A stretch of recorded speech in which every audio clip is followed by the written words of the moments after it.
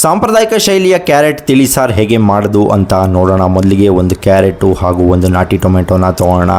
ಅದನ್ನು ಚೆನ್ನಾಗಿ ತೊಳೆದು ಹೆಚ್ಚಿಟ್ಕೊಂಡು ಅದನ್ನು ನಾವು ಒಂದು ಕುಕ್ಕರ್ ಪಾತ್ರೆಗೆ ಹಾಕ್ಬಿಟ್ಟು ಅದು ಮುಳುಗೋಷ್ಟು ನೀರನ್ನೆಲ್ಲ ಅದಕ್ಕೆ ಹಾಕಿ ಕುಕ್ಕರ್ ಪಾತ್ರೆಯಲ್ಲಿ ಚೆನ್ನಾಗಿ ಬೇಯಿಸ್ಕೊಂಡು ತೆಗೆದು ನೋಡಿದಾಗ ಚೆನ್ನಾಗಿ ಬೆಂದಿರುತ್ತೆ. ಒಂದು 10 ನಿಮಿಷ ಆರಿಸ್ಬಿಟ್ಟು ಅದನ್ನು ನಾವು ಮಿಕ್ಸಿ ಜಾರ್ಗೆ ಹಾಕ್ಬಿಟ್ಟು ಅದಕ್ಕೆ ಒಂದೆರಡು ಬ್ಯಾಡಗಿ ಮೆಣಸಿನ್ಕಾಯಿ, ಒಂದು 4 ಗುಂಟೂರು ಮೆಣಸಿನ್ಕಾಯಿ, 1 ಸ್ಪೂನ್ ಮೆಣಸು, ಅರ್ಧ ಸ್ಪೂನ್ ಜೀರಿಗೆನೆಲ್ಲ ಹಾಕ್ಬಿಟ್ಟು ಆಮೇಲೆ ಒಂದು ಸ್ವಲ್ಪ ಹುಣಸೆಹಣ್ಣೆಲ್ಲ ಹಾಕಿ ಅದಕ್ಕೆ 1 ರಿಂದ 2 ಸ್ಪೂನಷ್ಟು ನೀರನ್ನ ಹಾಕ್ಕೊಂಡು ಚೆನ್ನಾಗಿ ರುಬ್ಬಿಟ್ಕೊಂಡು ಪೇಸ್ಟ್ ಮಾಡಿ ಇಟ್ಕೊಳ್ಳೋಣ. ಆಮೇಲೆ ಒಂದು ಕಾದ ಬಾಣಲಿ ಅಥವಾ ಪಾತ್ರೆಗೆ ಎಣ್ಣೆನ ಹಾಕ್ಬಿಟ್ಟು ಸಾಸಿವೆ ಒಗ್ಗರಣೆ ಎಲ್ಲ ಹಾಕಿ ಸಾಸಿವೆ ಎಲ್ಲ ಚಟಪಟ ಅಂತ ಸಿಡಿದ ಮೇಲೆ ಅದಕ್ಕೆ ನಾವು ಒಂದೆರಡು ಒಣಮೆಣ್ಸಿನ್ಕಾಯಿನ ಹಾಕೋಣ. ಆಮೇಲೆ ಅದಕ್ಕೆ ಒಂದು ಸ್ವಲ್ಪ ಹಿಂಗನ್ನ ಹಾಕ್ಬಿಟ್ಟು ಮಾಡಿಟ್ಕೊಂಡಿರುವ ಪೇಸ್ಟ್ನ ಅದಕ್ಕೆ ಹಾಕಿ ಚೆನ್ನಾಗಿ ಮಿಕ್ಸ್ ಮಾಡಿ ಎಣ್ಣೆಯಲ್ಲಿ ಫ್ರೈ ಮಾಡಿಬಿಟ್ಟು ಆಮೇಲೆ ಅದಕ್ಕೆ ನಾವು ಒಂದು ಸ್ವಲ್ಪ ಅರಿಶಿಣನೆಲ್ಲ ಹಾಕೋಣ.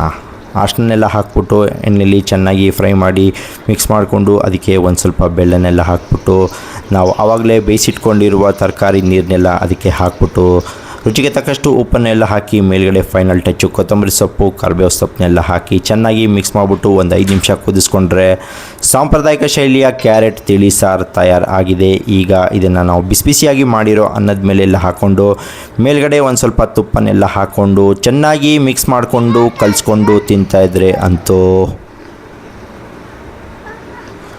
ಸ್ವರ್ಗ ಗುರು.